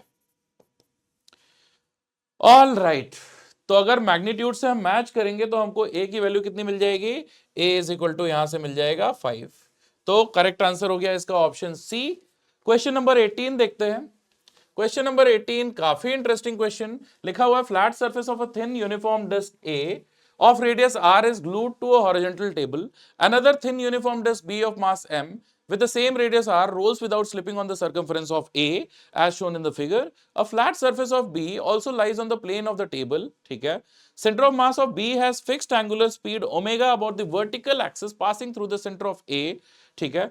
Angular momentum of B is n m omega square r with respect to center of A. Which of the following is the value of n? ठीक है, देखते हैं. देखो दो आइडेंटिकल स्फीयर्स रखे हुए हैं टेबल पे. ये एक ऐसा स्फीयर है और इसके ऊपर ये स्फीयर ए है और इसके ऊपर ये ऐसा स्फीयर बी है, ऐसा स्फीयर बी. ठीक है. अब हमको बोल रहे हैं कि ये जो स्फीयर ए है ना, ये ऐसा रेस्ट पे है. स्फीयर बी जो है वो स्फीयर बी इसका ऐसा चक्कर काट रहा है. तो एक तरीके से स्फीयर बी का जो सेंटर है ना, स्फीयर बी का सेंटर वो ऐसा, आप ध्यान से देखो, ए के सेंटर से ऐसा 2r डिस्टेंस पे है, 2r डिस्टेंस पे, और ये ओमेगा एंगुलर वेलोसिटी से जा रहा है. तो अगर मैं, ये है हमारे लिए b और ये था a, तो अगर मैं b के सेंटर की स्पीड पूछूं आपको, b के सेंटर की स्पीड, तो ये ऐसा इधर की तरफ ये स्पीड होगी और ये कितनी हो जाएगी, a तो ये पॉइंट सेंटर रेस्ट पे है, तो ये b के सेंटर का स्पीड हो जाएगा 2r मल्टीप्लाइड बाय ओमेगा. ठीक है. फर्दर ये इसके ऊपर ऐसा रोल करते करते जा रहा है, तो ये अपनी एक्सिस के अबाउट भी ऐसा स्पिन कर रहा है. मान लेते हैं इसका एंगुलर वेलोसिटी इस वाली एक्सिस के अबाउट, ये पूरा बॉडी का घूमने का एंगुलर वेलोसिटी है ओमेगा नॉट. तो अगर ये कॉन्टैक्ट पॉइंट जो है ना, ये कॉन्टैक्ट पॉइंट, इसकी अगर मैं वेलोसिटी देखूंगा ना बी के ऊपर, ये वाले पॉइंट का नाम रख देता हूं चलो मैं पी. तो पॉइंट पी की एक वेलोसिटी तो आगे की तरफ होगी ये वाली 2r ओमेगा, और साथ ही साथ पॉइंट पी ये वाला बी के सेंटर के अबाउट गोल गोल गोल गोल घूम रहा है, तो इसलिए इसकी पीछे की तरफ एक वेलोसिटी होगी omega not multiplied by R. और चूंकि पॉइंट पी स्लिप नहीं कर रहा, तो मैं ऐसा बोल सकता हूं कि पॉइंट पी स्लिप नहीं कर रहा, तो इसलिए वेलोसिटी ऑफ पॉइंट पी जो कि 2r omega minus r omega naught है, ये 0 हो जाएगा. और इसका मतलब ओमेगा नॉट की वैल्यू कितनी मिल गई, 2 ओमेगा. ठीक है. तो इसका स्पिन करने का, ये जो बॉडी बी है, इसका स्पिन करने का एंगुलर वेलोसिटी मिल गया 2 ओमेगा. अच्छा, ये थे क्या, डिस्क थे. अब देखो, अगर एंगुलर मोमेंटम बॉडी बी का लिखना है तो फिर से एंगुलर मोमेंटम ऑफ बी ये होगा एक तो orbital angular momentum plus spin angular momentum. ठीक है. तो अब देखो ये ऐसा घूम रहा है, ऐसा घूम रहा है, तो स्पिन एंगुलर मोमेंटम अंदर की तरफ होगा, स्पिन एंगुलर मोमेंटम अंदर की तरफ होगा, और ये कितना हो जाएगा, आई ओमेगा नॉट के कैप माइनस साइन के साथ ना, माइनस के कैप. ये डिस्क है जिसका मास अगर मैं m ले लूं, ठीक है, तो मास m गिवन ही है, तो ये हो जाएगा mr square by 2 moment of inertia multiplied by omega naught की वैल्यू कितनी थी, 2 ओमेगा. ठीक है. ये हो गया माइनस के कैप. ठीक है.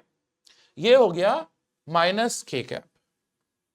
आगे सुनो, अगर ऑर्बिटल एंगुलर मोमेंटम बोलना है तो ऑर्बिटल एंगुलर मोमेंटम क्या होता था, ये सेंटर ऑफ मास का जो r क्रॉस mv वाला एंगुलर मोमेंटम होता था. तो पॉइंट ए के अबाउट, ये ए के सेंटर के अबाउट अगर देखोगे तो ये रेडियस कितना है, 2r मल्टीप्लाइड बाई mv, और वो भी r क्रॉस mv किधर की तरफ है, k कैप की तरफ है. तो ये हो जाएगा 2r multiplied by mass m multiplied by 2r omega velocity, perpendicular distance multiplied by mv, mvr. ठीक है. और ये भी किधर की तरफ हो गया, माइनस के कैप. All right. तो ओवरऑल एंगुलर मोमेंटम हम लोग देख लेते हैं. इन दोनों को ऐड करेंगे तो ये तो हो गया mr स्क्वायर ओमेगा, और ये कितना हो गया 4mr स्क्वायर ओमेगा, तो माइनस 5mr स्क्वायर ओमेगा के कैप. ठीक है. और इसलिए n की वैल्यू हमारे लिए क्या मिल जाएगी, 5. तो क्वेश्चन नंबर 18 एन की वैल्यू कितनी 5। तो ये हो गया हमारा क्वेश्चन नंबर 18 का आंसर। ठीक है, नेक्स्ट क्वेश्चन देखते हैं। Question number 19, easy question. लिखा हुआ है disc is rolling without slipping on a surface, radius of the disc is R, at t is equal to 0 topmost point on the disk is a as shown in the figure. When the disk completes half of its rotation, the displacement of the point A from its initial position. अब देखो ये disc जब आधा rotation अपना कर लेगा, तो पहली बात तो जो ये पॉइंट ए था ना, पॉइंट ए पहले था कितनी हाइट पर, 2r हाइट पर। पॉइंट ए था 2r हाइट पर। ठीक है, अब पॉइंट ए कहां होगा, जमीन पे होगा। पॉइंट ए यहां आ जाएगा, ये ऐसा आधा रोटेशन घूम जाएगा तो ये इतना हिस्सा नीचे आ जाएगा, तो पॉइंट ए यहां जमीन पे आ गया। इसके अलावा सेंटर ऑफ मास कितना डिस्टेंस आधा रोटेशन में घूम जाएगा, सेंटर ऑफ मास ये ऐसा सर्कमफेरेंस का जो लेंथ है ना, कितना, पाई आर, पाई आर। तो ये वाला डिस्टेंस, हॉरिजॉन्टल डिस्टेंस जो है वो हो जाएगा पाई आर, ये है 2r। तो अगर ए का मैं डिस्प्लेसमेंट पूछूं तो क्या इन दोनों के स्क्वायर के सम का रूट होगा, तो r तो बाहर में ले लूंगा, अंदर आ जाएगा पाई स्क्वायर प्लस 4। ठीक है, तो r multiplied by pi square plus 4, option A हमारे लिए करेक्ट आंसर हो जाएगा क्वेश्चन नंबर 19 का। 20th क्वेश्चन देखते हैं। इस क्वेश्चन के अंदर हमको बोला कि string is bound around a hollow cylinder of mass 5 kg and radius 0.5. String is now pulled with a horizontal force of 40 Newton. The cylinder is rolling without slipping on a horizontal surface. Then angular acceleration of the cylinder will be. ठीक है, अब angular acceleration हमको निकालना है। तो देखो हुआ क्या होगा कि यहां पर कुछ फ्रिक्शन आया होगा। ठीक है, फ्रिक्शन इधर आया कि इधर आया मुझे नहीं पता, मैं किसी एक डायरेक्शन में फ्रिक्शन मान लेता हूं। ठीक है, मेरे फ्रिक्शन की डायरेक्शन के अज्यूम करने से कुछ खास फर्क पड़ेगा नहीं। वैसे मुझे ऐसा लग रहा है कि यहां पे खींचा तो ये इसका ऐसा घूमने का टेंडेंसी होगा, तो फ्रिक्शन जो है वो इधर की तरफ स्लिपिंग को रोकने के लिए इधर आएगा। एनीवेज, मैं कहीं भी फ्रिक्शन मान लूं, फर्क पड़ता नहीं है। ठीक है, तो मैं बोलूंगा कि इसके ऊपर एक फोर्स लगा ऊपर की तरफ 40 न्यूटन, ऐसा।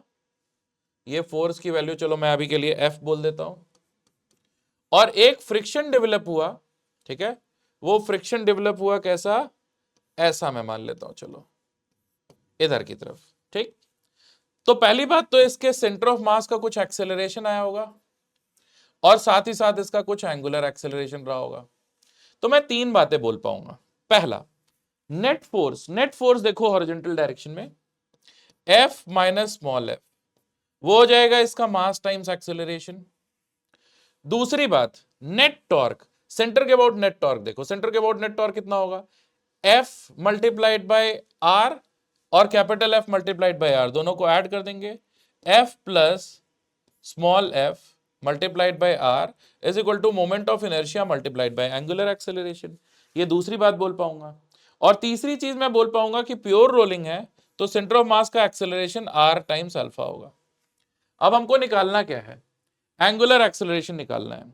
तो सबसे पहले तो लीनियर एक्सेलरेशन निकालते हैं, उसको R से डिवाइड कर देंगे। ठीक है, तो ये लो, यहां पर हम लोग अल्फा की वैल्यू A बाय R डाल देते हैं, तो F प्लस स्मॉल f ये हो जाएगा IA upon R square, F minus small f ये हो जाएगा MA।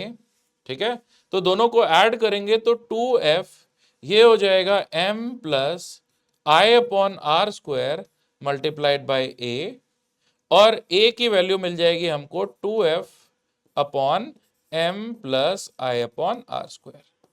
ऑल राइट, A मिल गया तो अल्फा इसको R से डिवाइड करके हम लोग निकाल लेंगे। ठीक है, तो चलो थोड़ी सी कैलकुलेशन भी कर ही लेते हैं। तो A की वैल्यू मैं फिर से लिख देता हूं, 2F upon M plus I upon R square मिला था। F की वैल्यू है 40 न्यूटन। ठीक है, मास कितना है 5 किलोग्राम, रेडियस है 0.5, मास है 5 kg और रेडियस है 1/2 मीटर। और क्या, ये बॉडी कैसा था, हॉलो सिलेंडर था, तो I का वैल्यू कितना हो जाएगा mr स्क्वायर, हॉलो सिलेंडर के लिए mr स्क्वायर हो जाता है। ठीक है, तो ये एक्सेलरेशन जो होगा एम आर स्क्वायर यहां पे लिखोगे तो 2f/2m मतलब f/m आ जाएगा। तो एक्सेलरेशन आया 40/5 मतलब 8 मीटर पर सेकेंड।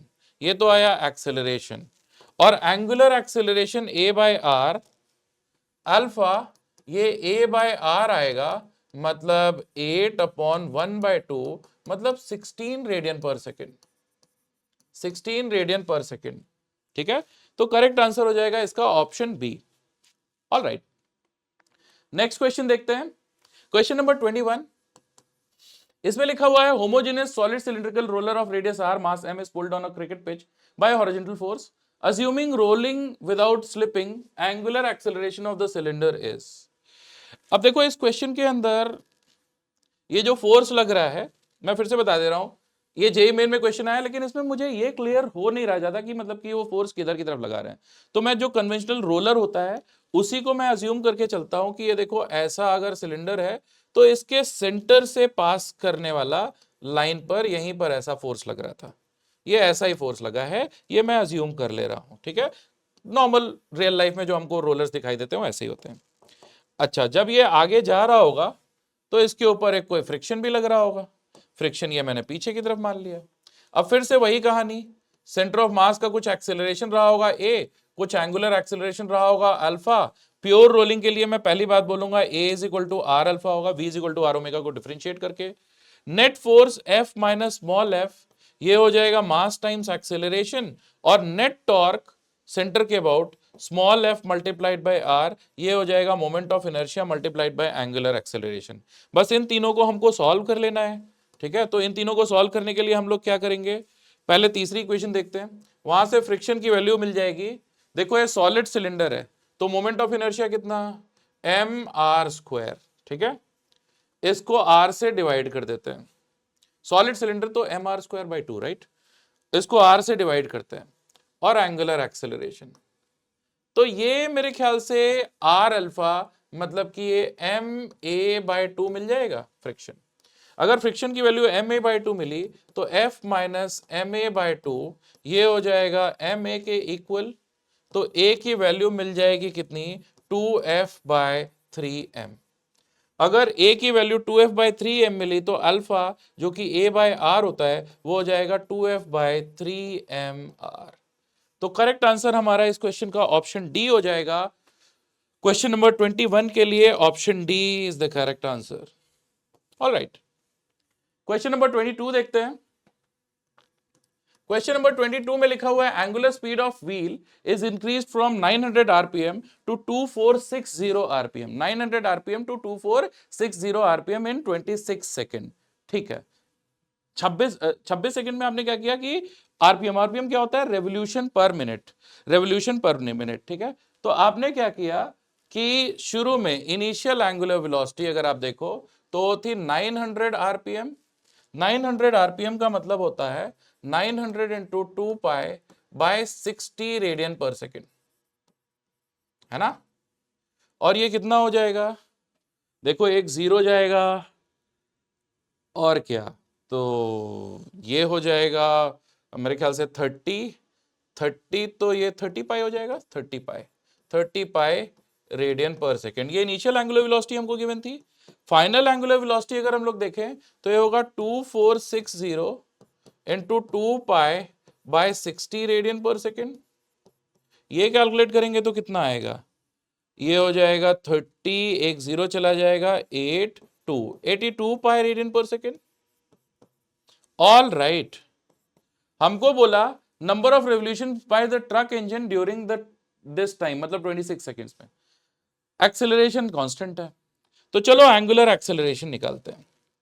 एंगुलर एक्सेलरेशन अगर हम निकालेंगे तो एंगुलर एक्सेलरेशन अल्फा ये हो जाएगा omega final minus omega initial upon time, जो कि होगा 82 माइनस 30 पाई अपॉन 26।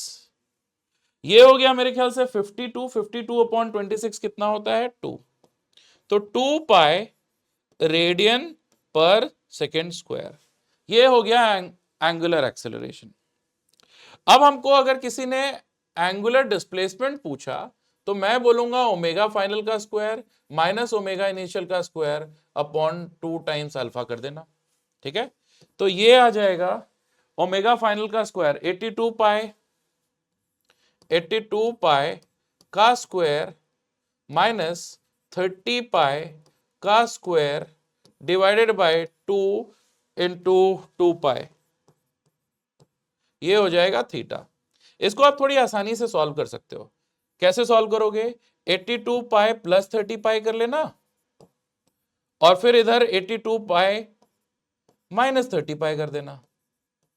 ठीक है, डिवाइडेड बाय 4 पाई कर देना। ठीक है, ये थीटा आएगा। तो चलो फर्दर कैलकुलेट करते हैं। ये 80 में अगर 30 ऐड करते तो 120 आता। ठीक है, तो ये 120 नहीं 110 आता। तो ये हो जाएगा 112 पाई मल्टीप्लाइड बाय, यहां पे कितना आ जाएगा 52 पाई डिवाइडेड बाय 4 पाई। क्लियर है? फर्दर एक पाई और एक पाई चला गया, 452, ये कितना हो जाएगा 13 है ना। तो ये हो गया 112 पाई मल्टीप्लाइड बाय 13। ठीक है, तो नंबर ऑफ रेवोल्यूशन अगर हम देखेंगे तो थीटा अपॉन 2 पाई हो जाएगा। तो ये होगा 112 pi upon 2 pi multiplied by 13। ठीक है, तो ये इफेक्टिवली कितना आ जाएगा? अगर आप देखोगे तो 56 इंटू 13। ठीक है, जो कि अगर आप मल्टीप्लाई करोगे तो ये हो जाएगा 560 और 150, तो हो जाएगा 560, 660, 710 और 710 और 18, तो ये 728 आ जाएगा। 728 मल्टीप्लाई करके देख लेना, मैंने ओरली मल्टीप्लाई किया लेकिन सही है मेरे ख्याल से 728। ठीक है, तो इसका आंसर है 728। नेक्स्ट क्वेश्चन देखते हैं, क्वेश्चन नंबर 23। यहां लिखा हुआ है moment of inertia of semi circular ring about an axis passing through the center and perpendicular plane of the ring is 1 by x mr square where r is radius and m is mass of the semicircular ring. Value of x will be, आप देखो अगर आपके पास एक semi circular ring है, ठीक है, तो उसको कंप्लीट करने के लिए आप क्या कर सकते हो, एक वैसा हिस्सा और लगा दोगे तो ये कंप्लीट हो जाएगा, है ना। एक सेमी सर्कुलर रिंग का अगर मास m है, कैपिटल M दिया हुआ है हमको क्वेश्चन में, तो दूसरे वाले का भी मास क्या होगा जाएगा m, और ये रेडियस क्या है r। अब हमको बोला कि ये वाली एक्सिस के अबाउट मोमेंट ऑफ इनर्शिया देखो, ये total moment of inertia I not अगर मुझे निकालना है तो रिंग के लिए total mass 2m multiplied by r square होता है। अब ये देखो इस हाफ, ये वाले हाफ और ये वाले हाफ सिमेट्री से दोनों का मोमेंट ऑफ इनर्शिया एक जैसा होगा, तो इसका मोमेंट ऑफ इनर्शिया i है, इसका भी मोमेंट ऑफ इनर्शिया i है, तो ये i नॉट जो है वो बेसिकली 2i के इक्वल है। तो यहां से i की वैल्यू कितनी आ जाएगी mr स्क्वायर, है ना, और इसका मतलब x की वैल्यू कितनी हो जाएगी 1। ठीक है, तो यहां पर x की वैल्यू आ जाएगी 1। ये हमारा करेक्ट आंसर है इस क्वेश्चन के लिए। तो क्वेश्चन नंबर 23 का आंसर हो जाएगा x is equal to 1। Question number 24 देखते हैं। ICM is moment of inertia of a circular disk about an axis passing through its center and perpendicular to the plane of the disk। ठीक है, तो अगर एक disc है उसका moment of inertia उसके सेंटर से पास करने वाली परपेंडिकुलर एक्सिस के अबाउट कितना होता था, mr स्क्वायर बाय 2 होता था क्या, होता था। ठीक है, its moment of inertia about an axis AB perpendicular to plane and parallel to the axis CM at distance 2r by 3। तो ये दूसरी एक्सिस के अबाउट जो मोमेंट ऑफ इनर्शिया होगा IAB, वो क्या ICM मतलब mr square by 2 plus m into ये 2 बाई 3 का स्क्वायर, 2 बाई 3 r का स्क्वायर, ये होगा क्या, ये इफेक्टिवली आ जाएगा 4 बाई 9। ठीक है, तो ये हो जाएगा mr square by 2 plus 4mr square by 9, 4mr square by 9, 4mr square by 9। ठीक है, और क्या, इसमें अगर एलसीएम ले लोगे तो ये आ जाएगा 18, इधर रख लेंगे यहां पे आएगा 9 और 8 17 mr²। ठीक है, IAB आ गया। अब हमको क्या कैलकुलेट करना था, IAB अपॉन ICM। तो IAB अपॉन ICM अगर हम देखेंगे तो ये आ जाएगा 17 अपॉन 18 इधर से मिल जाएगा, और ये डिनोमिनेटर में डालोगे तो यहाँ पे 2 और आ जाएगा। तो ये क्या 17/9 आ जाएगा। अगर ये 17/9 आ गया तो x की वैल्यू कितनी हो गई 17। तो यहां से हमको x की वैल्यू 17 मिल गई। Easy question. ठीक है, क्वेश्चन नंबर 25 देखते हैं। ये था हमारा question number 24। All right, question number 25 लिखा हुआ है solid sphere of mass 5 kg and disc of mass 4 kg have same radius. ठीक है, ratio of moment of inertia of the disc about a tangent in its plane to the moment of inertia of sphere about its tangent will be x/7। The value of x is. एक solid sphere की अगर हम लोग बात करें, solid sphere अभी हमने देखा था, अगर ये ऐसा सॉलिड स्फीयर है तो ये वाली एक्सिस, इसके अबाउट मोमेंट ऑफ इनर्शिया हमको मालूम था, और ये ऐसा टेंजेंशियल एक्सिस के अबाउट मोमेंट ऑफ इनर्शिया हमको पता करना था। स्फीयर के लिए अगर ये देखें, ये वाली एक्सिस के about moment of inertia 2/5 mass of sphere into R का स्क्वायर होता है। तो अगर पैरेलल एक्सिस से थ्योरम देखें तो moment of inertia of solid sphere आ जाएगा कितना 2/5 plus m 2/5 mr² plus mr², मतलब कि ये हो जाएगा कितना 7/5 मास ऑफ स्फीयर इंटू r²। अच्छा, टेंजेंशियल एक्सिस अगर, ये तो हो गई बात किसकी, स्फीयर की। ठीक है, अब अगर डिस्क के लिए बात करते हैं, फॉर डिस्क, तो ये देखो अगर ऐसा डिस्क है आपके पास, ये डिस्क, इसका रेडियस r, अगर about a tangent in its plane. अब देखो ये डिस्क ऐसा, इसके डायमीटर के अबाउट मोमेंट ऑफ इनर्शिया, और ये टेंजेंट के अबाउट मोमेंट ऑफ इनर्शिया। तो डिस्क का डायमीटर के अबाउट मोमेंट ऑफ इनर्शिया हम लोगों ने देखा था, कितना होता था, mass of disc into radius का स्क्वायर अपॉन 4।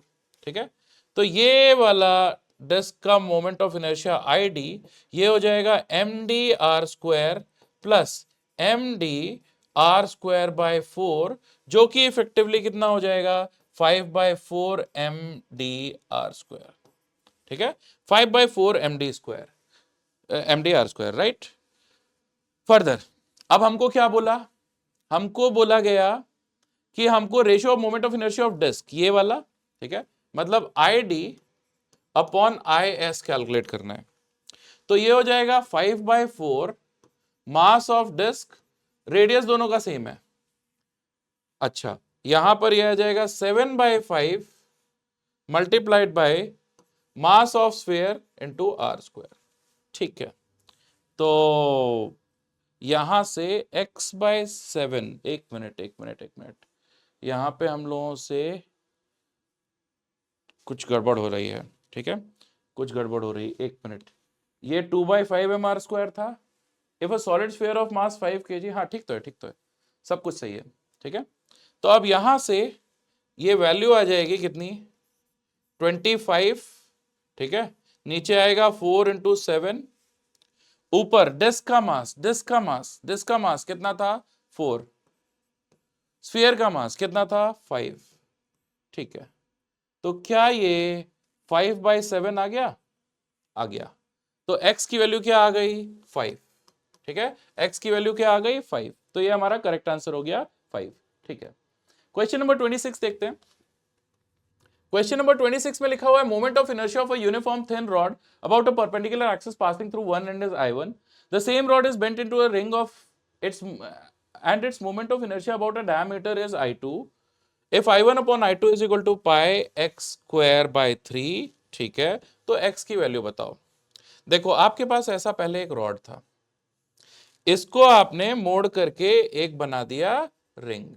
ठीक है, तो अगर ये रिंग का रेडियस है r, अगर रॉड का लेंथ है l, ठीक, तो क्या मैं ऐसा बोल सकता हूं कि 2πr सरकमफ्रेंस होगा l के इक्वल, तो r की वैल्यू हो जाएगी l/2π। मास तो बदला नहीं, अभी शुरू शुरू में इस एक्सिस के अबाउट अगर आप मोमेंट ऑफ इनर्शिया निकालना चाहते हो, एंड पॉइंट से पास करने वाली एक्सिस के अबाउट मोमेंट ऑफ इनर्शिया, ठीक है, तो I1 हमको मिलेगा mL²/3, ऐसा हमने पढ़ा था। और अब इस रिंग के लिए आप डायमीटर के अबाउट, यहां इस एक्सिस के अबाउट मोमेंट ऑफ इनर्शिया अगर I2 निकालना चाहते हो तो I2 होता था mR²/2, ये भी हमने पढ़ा था, जो कि हो जाएगा mL²/4π² मल्टीप्लाइड बाय 2, मतलब 8π²। ठीक है, ये हो गया I2 का वैल्यू। अब अगर मैं I1/I2 निकालना चाहता हूं, I1/I2, तो देख लो I1/I2 का वैल्यू mL² तो चला जाएगा, ठीक है, डिनोमिनेटर में 3 बचा और न्यूमरेटर में 8π² आया, ठीक है। तो अगर इस एक्सप्रेशन से हम कंपेयर करेंगे तो हम ऐसा बोल सकते हैं x का वैल्यू 8, ठीक। तो इस क्वेश्चन के लिए हमारा x का वैल्यू कितना हो गया, 8। तो ये हमारा आंसर हो गया क्वेश्चन नंबर 26 का, x = 8, ठीक है। नेक्स्ट क्वेश्चन, क्वेश्चन नंबर 27 देखते हैं। क्वेश्चन नंबर 27 में हमको बोला 4 identical disc each of mass m and diameter a are arranged in small plane as shown in the figure. If moment of inertia of the system about o dash is x/4 ma², then value of x will be. अब देखो ये जो axis है, ये दो disc का तो diameter है, तो अगर मैं इसका मोमेंट ऑफ इनर्शिया को I1 बोलूं, इसका I2, इसका I3 और इसका I4, ठीक है, ये वाली डिस्टेंस मेरे ख्याल से डायमीटर का हाफ a/2 हो जाएगी। तो देखो I1 और I2 दोनों इक्वल हो जाएंगे m मल्टीप्लाइड बाय a/2 का स्क्वायर, रेडियस का स्क्वायर अपॉन 4, है ना। और ये वैल्यू कितनी आ जाएगी, ma² अपॉन 16, ठीक है। I1 और I2 की ये वैल्यू आएगी। डायमीटर के about moment of inertia disc का क्या होता था, mR²/4, r की वैल्यू मैंने a/2 डाल दी, ठीक है। अगर मैं I3 और I4 लिखना चाहता हूं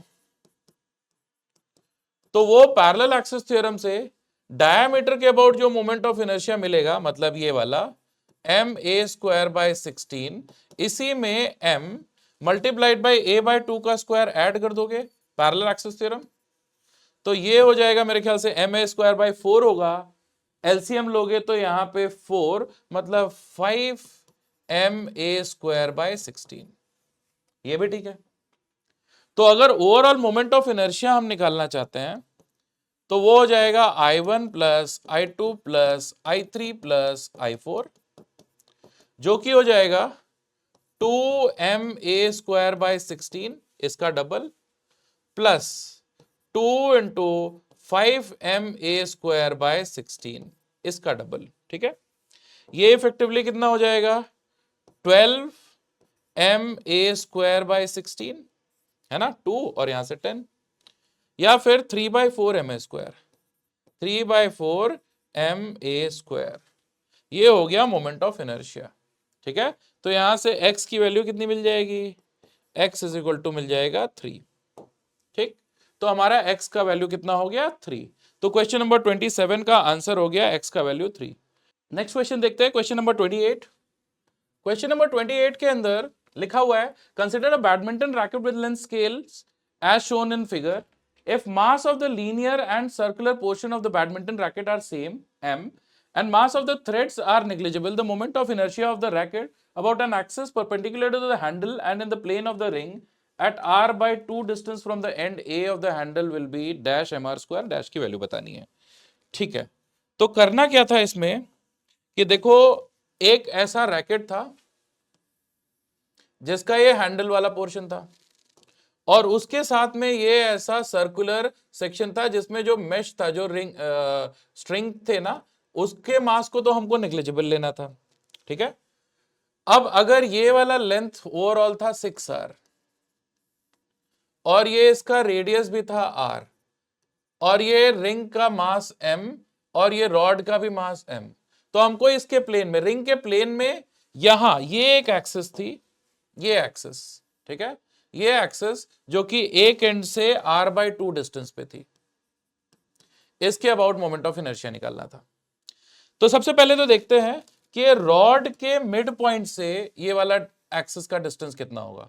तो देखो रॉड का जो मिड पॉइंट होगा उसका डिस्टेंस होगा ये 3r, 3r माइनस r/2, ये कितना हो जाएगा 5r/2, 5r/2, ठीक है। अच्छा, इस रिंग के डायमीटर से यहां से अगर ये डिस्टेंस मैं देखूंगा तो ये ओवरऑल हो जाएगा 6r प्लस r 7r। तो ये वाली डिस्टेंस जो होगी, ये वाली डिस्टेंस ये हो जाएगी 7r माइनस r/2, मतलब कि 13r/2। क्लियर है? चलो अब मोमेंट ऑफ इनर्शिया निकालते हैं।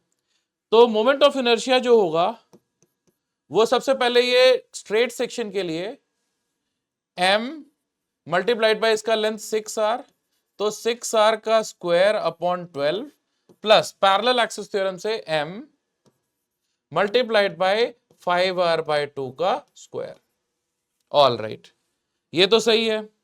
अब ये रिंग के लिए देखते हैं, प्लस m रिंग के डायमीटर के अबाउट मोमेंट ऑफ इनर्शिया कितना, r²/2, ठीक है, प्लस m ये वाली डिस्टेंस का square parallel axis theorem 13r/2 का स्क्वायर, ठीक है। तो बस mr² में चलो कॉमन ले लेता हूं, अंदर क्या क्या रहता है वो देख लेते हैं। यहां आएगा 36/12 प्लस यहां आएगा 25/4 प्लस यहां आया 1/2, ठीक है, प्लस यहां पे कितना आया 169/4, ठीक है, ठीक है। ये तो हो गया 3, ये तो सॉर्टेड है 3, ठीक है। 1/2 को भी इधर ही मैं लिख देता हूं, 1/2 को 1/2 क्यों लिखें, 2/4 लिख देते हैं। तो 2 प्लस 25 प्लस 169/4, ऑल राइट, ऐसा कुछ आ गया।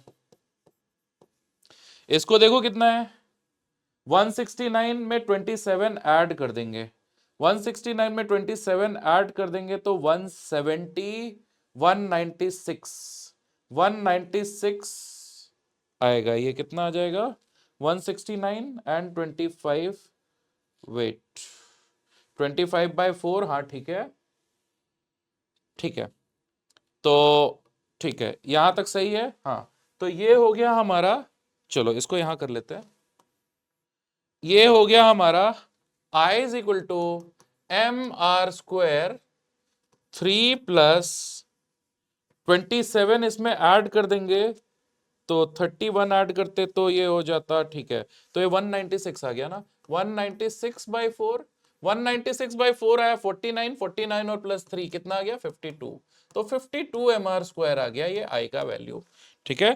तो मोमेंट ऑफ इनर्शिया जो है 52 टाइम्स mr² है, और r भी कैपिटल नहीं है, स्मॉल है, तो मुझे यहां पर स्मॉल r लिख देना चाहिए, mr²। ऑल राइट, ठीक है, तो इसका सही आंसर हो गया हमारे लिए 52। Next question, question number 29। Question number 29 में ऐसा लिखा हुआ है, a uniform disc of mass 0.5 kilogram and radius r is projected with velocity 18 at t is equal to 0 rough horizontal surface. It starts off with a purely sliding motion at t is equal to 0. After 2 seconds it acquires a purely rolling motion, ठीक है। तो देखो जब तक ये sliding हो रही है तब तक इसके ऊपर पीछे की तरफ फ्रिक्शन एक्ट करेगा। ये फ्रिक्शन का मैग्नीट्यूड कितना होगा, μn, मतलब कि μmg। तो एक तरीके से इसका रिटार्डेशन हो रहा होगा, और रिटार्डेशन कितना होगा -μg, ठीक है। हमको बोल रहे हैं कि जब ये प्योर रोलिंग में आ जाएगा तब इसकी टोटल काइनेटिक एनर्जी कितनी होगी। तो ठीक है, हम लोग ऐसा बोल सकते हैं कि एक्सेलरेशन है -μg, g की वैल्यू 10 अगर हम ले लेते हैं और म्यू की वैल्यू 0.3, तो ये हो जाएगा -3 मीटर पर सेकेंड स्क्वायर। तो वेलोसिटी 2 सेकंड पे हो जाएगी initial velocity plus acceleration -3 into time 2, जो कि हो गया 12 मीटर पर सेकेंड। अब उस वक्त प्योर रोलिंग है तो काइनेटिक एनर्जी हो जाएगी half mv² plus half I ओमेगा², और प्योर रोलिंग में ओमेगा को आप v/r भी लिख सकते हो, तो इसलिए ये हो जाएगा, और ये था क्या, डिस्क था, तो इसलिए हम लोग बोल सकते हैं कि काइनेटिक एनर्जी हो जाएगी half mv² plus 1/2 multiplied by 1/2 mv², 1/2 mr² omega v by R, हाँ v बाय आर ओमेगा हो जाएगा। ठीक है, ठीक है, तो ये हो जाएगा half m r² omega square, तो ये हाफ mv² प्लस 1/4 mv², तो ये 3/4 mv² हो जाएगा। चलो वैल्यूज डाल देते हैं, तो ये हो जाएगा 3/4 इंटू 1/2 इंटू 12 का स्क्वायर, 12 का स्क्वायर होगा 144, 144 को 8 से डिवाइड करोगे तो आएगा 18, 18 इंटू 3 कितना हो जाएगा 54, 54 है ना, 18 इंटू 3 हो जाएगा 54 जूल। तो करेक्ट आंसर इसका हो गया काइनेटिक एनर्जी का 54 जूल्स। ठीक है, correct answer to this question is 54 joules. तो ये हो गया क्वेश्चन नंबर 29 का आंसर 54 जूल। ठीक है, नेक्स्ट क्वेश्चन देखते हैं, क्वेश्चन नंबर 30। अब इस क्वेश्चन के अंदर लिखा हुआ है A solid sphere of mass 1 kilogram, radius 1 meter, rolls without slipping on a fixed inclined plane with an angle of inclination of 30 degrees। ठीक है, हमको बोला two forces of magnitude 1 parallel to the inclined plane act on the sphere, both at distance 0.5 meter from the center of the sphere as shown in the figure. Acceleration of the sphere down the plane is। ठीक है, चलो कर लेते हैं इसको आराम से। ये बनाया हमने ऐसा इंक्लाइन प्लेन, इस इंक्लाइन प्लेन पर ये बना दिया बॉडी, इसके ऊपर लगने वाले फोर्सेस देखते हैं। सबसे पहले तो mg के मैं कंपोनेंट्स लिख देता हूं। mg का एक कंपोनेंट आएगा इधर की तरफ mg साइन थीटा, अगर ये एंगल थीटा है, और एक दूसरा कंपोनेंट आएगा mg cos थीटा। ठीक है, मैंने mg के सीधे कंपोनेंट्स ही लिख दिए mg cos थीटा। हो सकता है कि स्लिपिंग को रोकने के लिए कुछ फ्रिक्शन आ रहा हो, तो फ्रिक्शन को मैंने स्टैटिक फ्रिक्शन ऊपर की तरफ मान लिया ऐसा F। साथ के साथ में एक नॉर्मल कॉन्टैक्ट फोर्स भी होगा, तो नॉर्मल कॉन्टैक्ट फोर्स ऐसा इधर से पास कर रहा है, सेंटर से ही पास कर रहा होगा, तो ये हो गया नॉर्मल कॉन्टैक्ट फोर्स। इसके अलावा दो कपल्स भी यूज कर रहे हैं, ये एक्ट कर रहे हैं, उनके भी मैग्नीट्यूड हमको मालूम है। ठीक है, ये ऐसा F और F। ठीक है, ये यहां पर F एंड F, ये स्मॉल r डिस्टेंस पे है। ठीक है, स्मॉल r डिस्टेंस पे। चलो, तो नेट फोर्स इंक्लाइन प्लेन के अलोंग अगर हम देखेंगे तो वो आ जाएगा mg sine theta, sine theta, theta की वैल्यू 30 है, बाद में डाल लेंगे, sine theta minus frictional force is equal to mass times acceleration of centre of mass ma।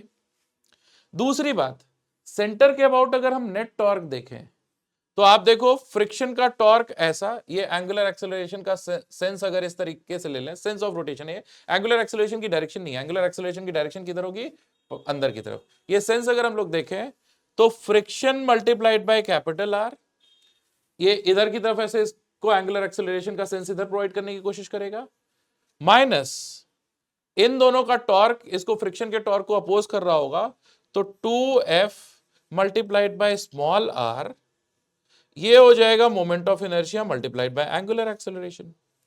और एंगुलर एक्सेलरेशन को मैं क्या लीनियर एक्सेलरेशन अपॉन r बोल सकता हूं। ठीक है, तो चलो इसको सॉल्व करते हैं। अब चलो वैल्यूज डाल देते हैं। तो यहां पर देखते हैं क्या क्या वैल्यूज है। मास है 1 किलोग्राम, रेडियस है 1 मीटर। ठीक है, और वो था 0.5, ऑल राइट। ठीक है, और फोर्सेस का मैग्नीट्यूड 1 है। ठीक है, तो मैं यहां लिख देता हूं, मास है 1 kg, रेडियस है 1 मीटर, स्मॉल r की वैल्यू है 0.5 मीटर, कैपिटल F की वैल्यू है 1 न्यूटन। ऐसा ही लिखा होता ना। ठीक है, तो वैल्यूज डालते हैं। थीटा की वैल्यू है 30 डिग्री, थीटा है 30 डिग्री। तो पहली इक्वेशन में देखो 1 इंटू 10 इंटू साइन 30, ये हो जाएगा 5 माइनस फ्रिक्शन, ये आ जाएगा 1 इंटू ए, ये आ गया ए। ठीक है, दूसरी इक्वेशन में जाओ, F माइनस कैपिटल F का वैल्यू कितना था 1, 2 इंटू 0.5, ये आ गया 1, ये आ जाएगा मोमेंट ऑफ इनर्शिया। अब ये था क्या यार, solid sphere, solid sphere, solid sphere के लिए moment of inertia I 2/5 mr², मतलब ये सिंपली 2/5 ही हो जाएगा, ठीक है। तो इसको मैं लिख दूंगा 2/5 मल्टीप्लाइड बाय अल्फा, अल्फा की वैल्यू a/r, तो ये a हो जाएगा, ठीक है। तो बस ऐड कर देते हैं, ऐड करेंगे तो यहां से हमको मिलेगा 4 इज इक्वल टू 7/5a, तो a की वैल्यू 20/7 मीटर पर सेकेंड स्क्वायर मिल गई, और ये अगर डिवाइड करोगे तो कितना मिल जाएगा, 2.146 ठीक है, अप्रोक्सीमेटली इक्वल टू 6 मीटर पर सेकेंड स्क्वायर, है ना। तो एक्सेलरेशन कितना आ जाएगा, 2.86 मीटर पर सेकेंड स्क्वायर के आसपास आ जाएगा, ठीक है। अगर इंटीग्रल वैल्यू आपको डालनी है तो 3 भी डाल सकते हो, क्लोजेस्ट वैल्यू हो जाएगी, ठीक है। तो बस इस टॉपिक के अंदर इतना ही। हम लोगों ने 30 क्वेश्चन करे, कितने टाइम में, 1 घंटे 45 मिनट में, काफी टाइम लग गया, ठीक है। लेकिन आप समझो कि जब आप कर रहे होगे तो आपको ये क्वेश्चन किसी को एक्सप्लेन नहीं करना है, आप बड़े आराम से कैलकुलेशन कर सकते हो, है ना। तो ये आसानी से हो सकता है आपसे। तो इस वीडियो में इतना ही, थैंक यू सो मच।